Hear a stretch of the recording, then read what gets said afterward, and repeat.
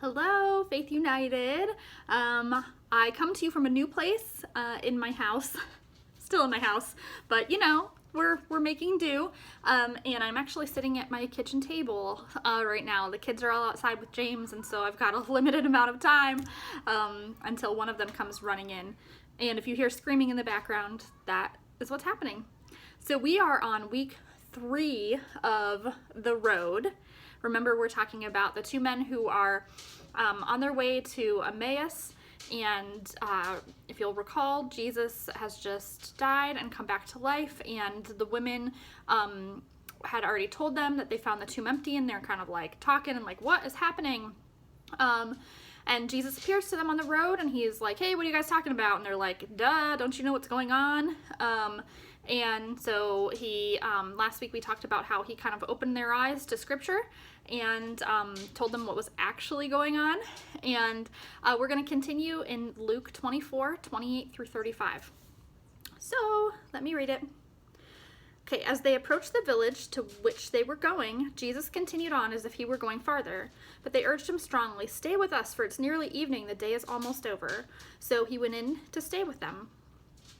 When he was at the table with them, he broke bread, gave thanks, broke it, and began to give it to them. Then their eyes were opened and they recognized him, and he disappeared from their sight. They asked each other, were not our hearts burning within us while he talked with us on the road and opened the scriptures to us? They got up and returned at once to Jerusalem. There they found the 11 and those with them, assembled together and saying, it's true, the Lord has risen and has appeared to Simon. Then the 2 told what had happened on the way and how Jesus was recognized by them when he broke the bread. Okay, so they go into a house, they urge Jesus to stay with him, and as soon as he breaks bread and gives it to them, their like eyes are open and they're like, oh my goodness, it's Jesus, and he disappears. So I want to talk first about Jesus disappearing, because when I was reading this, something resonated within me, and I have been a Christian for most of my life. I was raised in a church. Most of you know, and if you don't, then you know now, that when I graduated from high school, I went into a mission school and I went to India for a few months. And while preceding India, I went to Los Angeles, and there was like a mission school.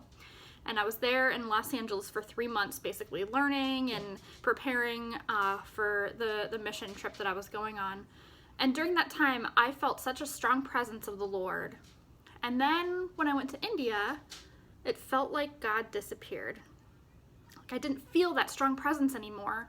And I was really frustrated, and I was like, God, what a time, for me to not feel your presence, when like I'm here serving and this is really, really hard.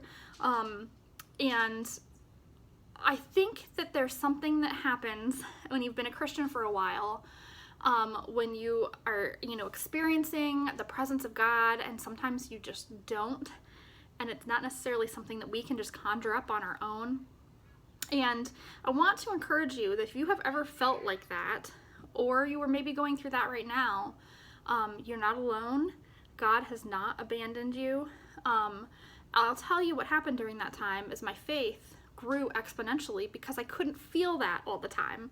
When you can constantly feel something, then, you don't really necessarily need to rely on things the same way. All of a sudden, when I couldn't feel that presence of God anymore, I needed to trust. I needed to trust that God was there despite what my feelings and my emotions were saying. And as a Christian, that is a place of growth. That gap between feeling and seeing and experiencing is a place of growth. So if you ever feel like Jesus has disappeared, he's not, okay? Jesus promises that he will never leave us. He will never forsake us.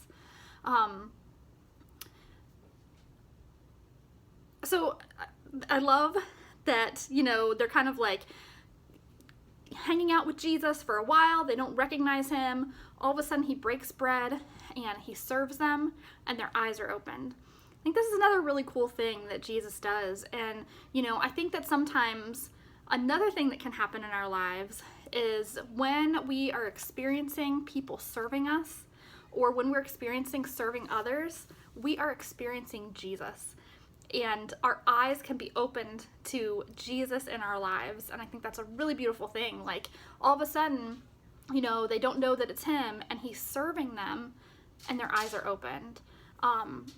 Jesus wants to serve us. He wants to satisfy our souls. He gives them bread. And earlier on, we can see that Jesus talks about, that he is the bread of life. He is the one who satisfies. He is the one who feeds our hungry soul.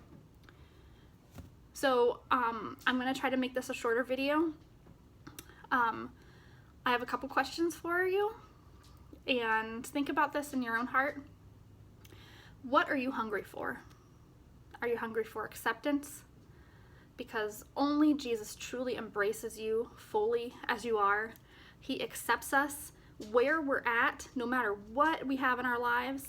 He embraces us fully, and he gives us the vision and the wisdom to see who we can become, and he gives us the grace to grow with confidence. Are you hungry for love? So only Jesus can love you completely. That acceptance that he gives us, it's so loving. It is so generous. He loves us wholly and eternally. He loves us forever, forever. You know, we can get sick of people in our lives sometimes. Maybe you're sick of your family. You've been around them a lot. Jesus is never sick of you. He is always there with loving arms for you. Only he knows the truth about who you really are. He can see not only your successes, but also your failures. He can see into your heart and see the things that you deeply need and your deepest insecurities that you maybe have never voiced in your life. Jesus sees that, and he loves you in the midst of it. So only he can give you that affirmation that you seek. If you're looking for it in other places, turn to him, because he can fully give you that love, that acceptance, and that affirmation that you so desperately need. John 6:35, I'm going to end with this. Jesus says, "I am the bread of life. Whoever comes to me will never be hungry again. Whoever believes in me will never be thirsty." So if you're hungry tonight, if you're thirsty, if you're feeling a lack of acceptance, a lack of love, if you're feeling like all of the things that you turn to are falling short, turn to Jesus, because he can give you those things, and his loving kindness and his service to us, he is always there for us. He never leaves us, and he never forsakes us. No matter what we're feeling, and we can trust in that. That is a solid foundation for us. So God bless you guys. Thank you for listening, and I will talk to you later. Thanks.